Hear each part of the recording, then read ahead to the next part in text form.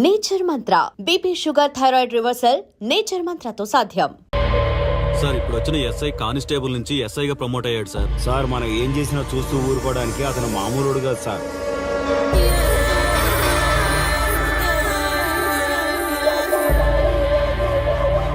అతను మనకు అలవాటు అయ్యేంత వరకు మనం కొంచెం కంట్రోల్లో ఉందాం సార్. రేయ్, వార్నింగ్ ఇస్తున్నావా విషయం చెప్తున్నావా? సార్ మేమేం చెప్పినా మీ మంచి కోసమే సార్. దాన్ని తీసుకొచ్చేరా. మీరైనా చెప్పండి అమ్మా. పెళ్ళాంచేస్తే బాధపడ్డానికి, పోలీసోడంటే భయపడ్డానికి నా కొడుకు కామన్ మ్యాన్ కాదు, కాశీ చెప్పాడికి.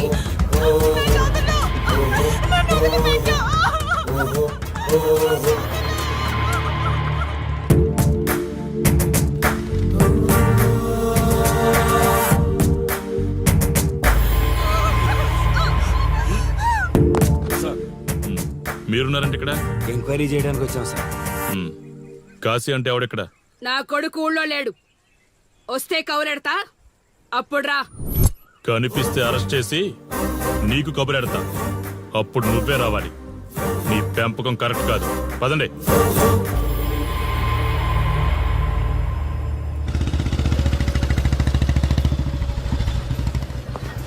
కాశీ ఎక్కడ? వస్తే స్టేషన్కి రమ్మని చెప్పు.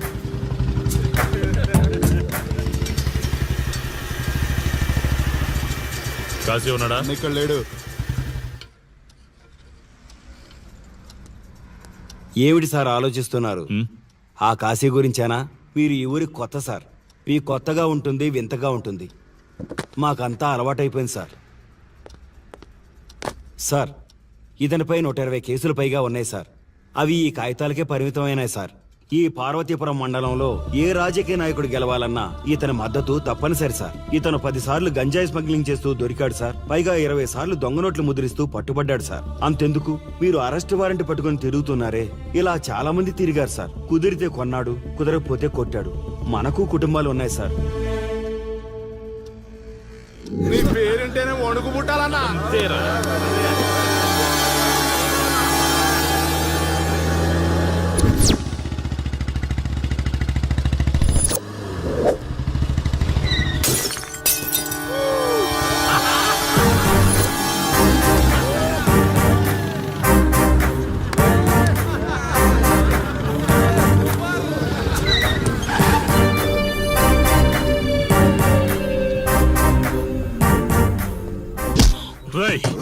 ఒళ్ళు బలిసిందా? రోడ్డు మీద తాగుతున్నావు?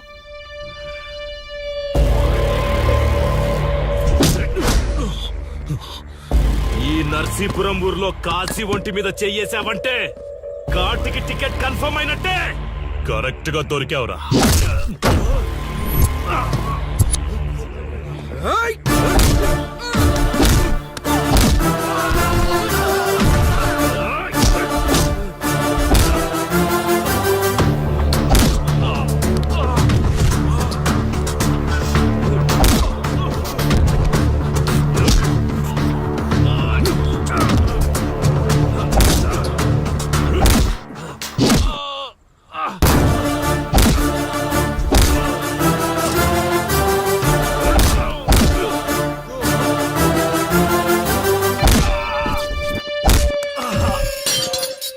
సార్, మీరు చాలా రిస్క్ చేస్తున్నారు సార్. నేను డ్యూటీ చేస్తున్నాను. 3 రోజులు గవర్నమెంట్ హాలిడేస్. నేను వైజాగ్ వెళ్తున్నాను. కాశీ అంటే భయపడే వాళ్ళని ఇంటికెళ్ళి భజన చేసుకోమని చెప్పండి. తిరిగి వచ్చాక వాడిని కోర్టులో ప్రొడ్యూస్ చేస్తాను. వాడిని వదిలే ప్రసక్తే లేదు. నమస్తే సార్. ఎక్కడ మీ ఎస్ఐ? వద్దా? ఎందుకు వద్దన్నావు కాశీ? చెత్త నా కొడక, ఊర్లో కాశీని విధవం చేసి వదిలేద్దామనుకుంటున్నావా? కాశీ పేరు వింటేనే ఊళ్ళో ఉచ్చ పోసుకునేవాళ్ళు, కానీ ఇప్పుడు కాశీ ఫోటో కనిపిస్తే ఉచ్చ పోసేలా చేశాడు. ప్రాబ్లం నాది, పోయిన పరువు నాది. నేను చూసుకుంటాను పో.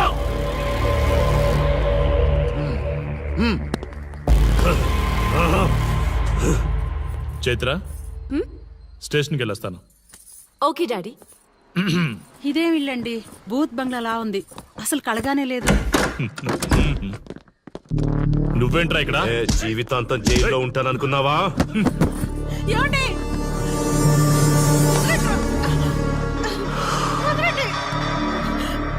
ఇంట్లో అసలు అందమే లేదురా. రాయ్ ఏంట్రా వాగుతున్నావు? డాడీ ఏమండి? చైత్ర హే, మా డాడీని వదలండి వదలండి వదలండి. ఒక్క నిమిషం ముందు అబద్ధం చెప్పాన్రా. అందమంతా నీ ఇంట్లోనే ఉంది. ఏయ్, ఎవరికెంత కసుందో తీర్చుకొని వచ్చేయండి.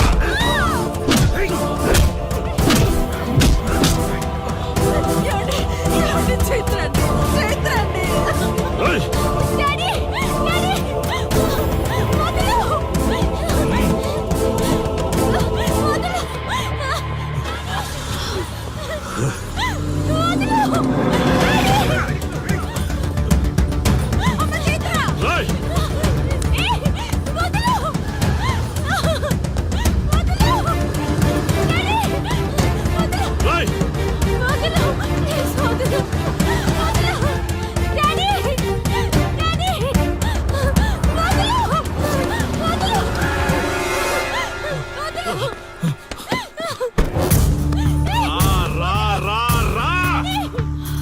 నీ డ్యూటీ నువ్వు చేసుకో, తప్పు లేదు. నా పెళ్ళాం కేసులో వేలు పెట్టి నా గురించి తెలుసుకోకుండా ఈ ఊర్లో అడుగు పెట్టి నేనంటే భయపడే ఈ జనం ముందు నా మీద చెయ్యి వేశావు, అది తప్పు. చూడు చూడు, నువ్వేం పోలీసోడివిరా? కిలోమీటర్ పరిగెత్తేసరికి ఒంట్లో ఓపిక చచ్చిపోయిందా? డాడీ వదలు. డాడీ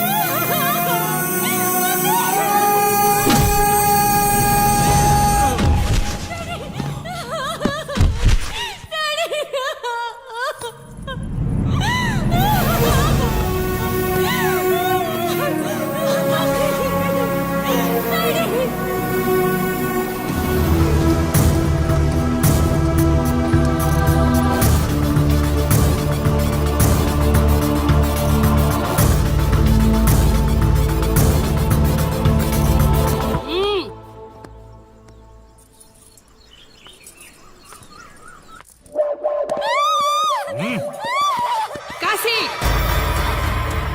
నొప్పి ఒక్క రోజు తెలిస్తే చాలదు. నువ్వు 3 రోజులు జైల్లో ఉన్నావు. అది జీవితాంతం మన ఇంట్లో బందీగా ఉండాలి.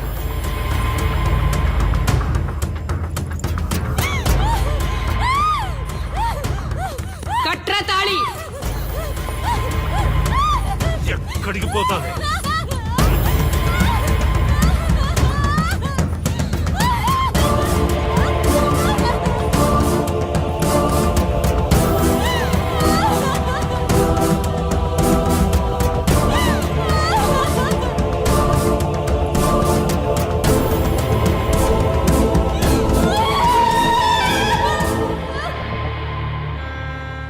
ఆ దుర్మార్గుడి నుండి తప్పించుకుని నా దగ్గరకు వచ్చింది. ఆ తర్వాత నీకు తెలిసింది.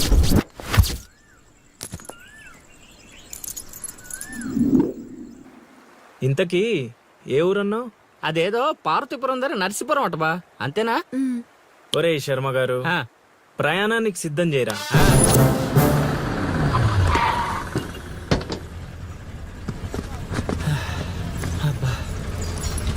బా, ఊరు చాలా పెద్దదిలా ఉంది. ఎక్కడైనా ఎతుకుతాం? రే శర్మ గారు, నడవడానికి కాళ్ళు, తిరగడానికి ఓపిక 2 ఉన్నాయి కదా. ఐసులా పోనే.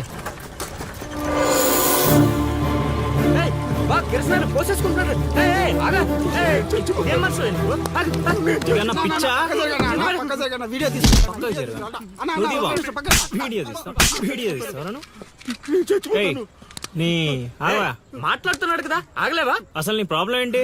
చెప్తే ఆరుస్తారా తీరుస్తారా? నా సావు నన్ను సావనివ్వండి. అయ్యా, చచ్చేదో చెప్పిసావు, మాకు క్లారిటీ ఏడ్చుద్ది. ఏరా, నువ్వు పత్తి రైతువా?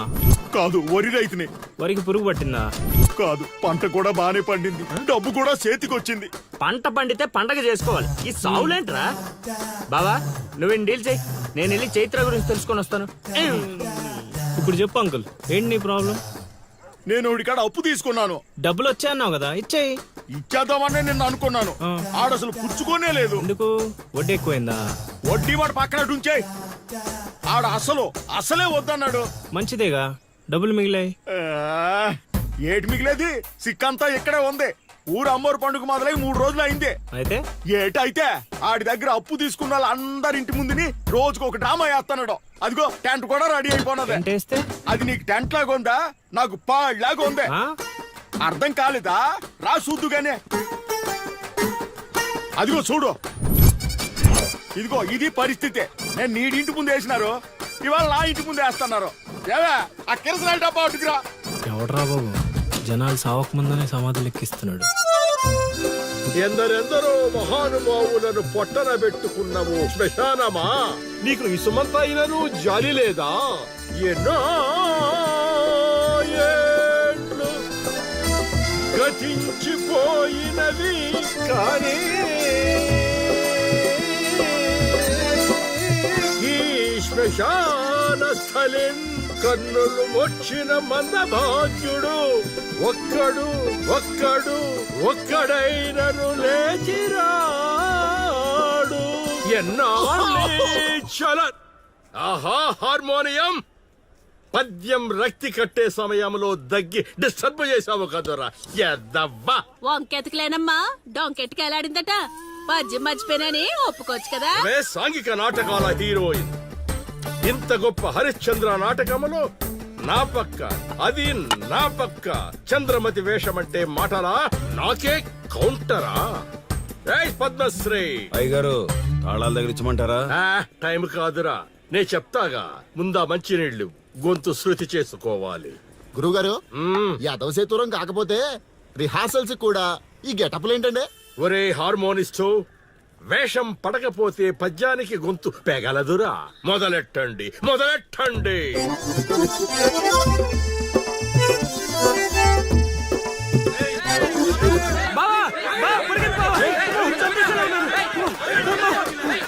ఏం చేసావురా? నేనేం చేయలేదు బావా. ఈ ఊళ్ళో చైత్ర అనే అమ్మాయి ఉంది, మీకు తెలుసా అని అడిగా. అంతే, చైత్ర అంటే చిత్ర అని వినిపించిందట. దాని పిల్లవట బావా. అరే శర్మగా, నీ ఎంత పని చేశారా? చైత్రాన్ని చిత్ర అనుకుంటేనే 10 కిలోమీటర్లు పరిగెత్తించారు బావా. ఇంకా నయం, డైరెక్ట్ గా వెళ్ళా కాశీగాడిని అడగలేదు. కూర్చోబడిపోతుంది బావా. చైత్రాన్ని వెతికే రూట్ ఇది కాదురా. మరేంటో తమరే చెప్పండి బాబు.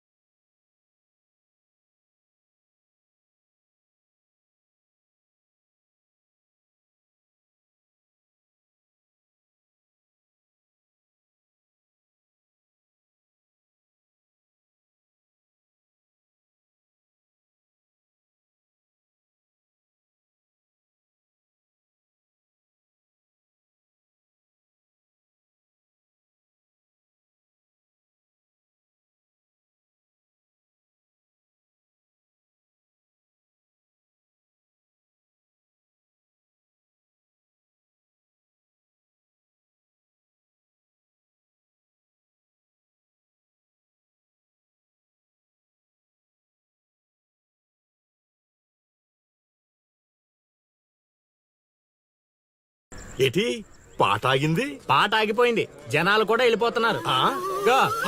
అలా కొయ్యిలా నిలబడపోతే 10 రూపాయలు ధర్మం చేయొచ్చు కదా. హతవిధి కళాకారుడు యాచించుటయా? కళామ తల్లికి తీరని అవమానము కదా. అంటే ఆ రోజుల్లో రాముణ్ణి వెతుక్కుంటూ లవకుశులు ఆ ఊరు ఈ ఊరు గానం చేసుకుంటూ తిరిగారు కదా. మేము కూడా ఓ కళా పిశాచి ఉన్నాడని. కళా పిశాచి కాదు, పిపాసి. అదే కళా పిపాసి ఉన్నాడని తెలుసుకొని ఆయన కోసం వెతుక్కుంటా. అవును. ఏమిటి, నా ఊళ్ళో నాకు తెలియని అంత గొప్ప కళాకారుడు ఒకడున్నాడా? ఉన్నాడు సార్, పిచ్చప్పారావు అని, అలియాస్ సుయోధన సార్వభౌముడు. నిజంగానే పిచ్చప్పారావు బా. ఎందుకు సార్ అలా ఏడుస్తున్నారు? 10 రూపాయలు అడిగామా నేనా? వద్దులేండి సార్. ఆగండి నాయనా. మీరేటండి, అసలే మాకు టైం లేదు. పక్క వీధికి వెళ్ళి అడుక్కోవాలి. నీకు అవసరం లేదు నాయనా. ఏ ఈ రోజు మొత్తం కలెక్షన్ మీరే ఇచ్చేస్తారా? కాదు నాయన, మీరు వెతుకుతున్న ఆ పిచ్చి అప్పారావు అలియాస్ సుయోధన సార్వభౌముణ్ణి నేనే నాయన. ఆ? బాబు గారు లేవండి లేవండి లేవండి, అవసరం లేదు నాయన. ఏ మా కోసం మీరు అడుకుంటారా ఏంటి? లేదు లేదు, మీ ఆకలి నేను తీరుస్తాను.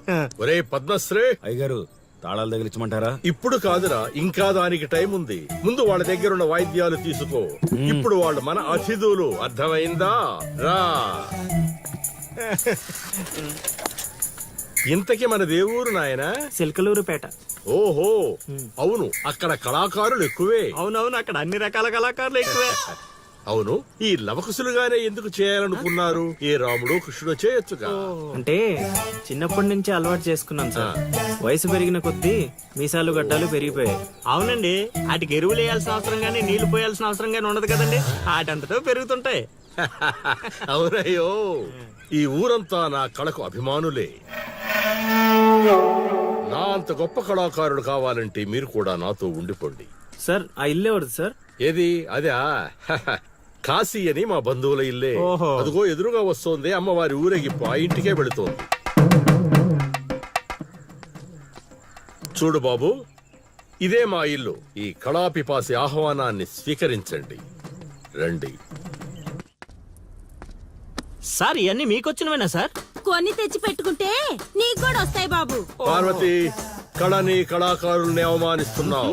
అలానే కదా బంగారు ప్రాసుల్ని కాస్త దాన్ని ప్రాసులు చేసేశారు. ఆ ధాన్యాన్ని బియ్యం చేసి తింటేనే కదమ్మా బంగారమైన సంపాదించగలం, లేదా బంగారంలో బతకగలం. సెహవాడ్ సెహవాడ్, నీ మాటతోనైనా కొందరి కళ్ళు తెరుచుకోవాలి. అన్నట్టు వీళ్ళు ఆ అర్థమైంది. ఏమే ఇంకో ఇద్దరు కంట వండి పడే తినిపోతారు. సత్రంలో తయారైంది కొంప. ఇది 1980లో వచ్చింది, ఇది 90లో వచ్చింది. సార్ ఇవన్నీ మనకొచ్చినవని చెప్పుకోకపోతే బతకలేం సార్.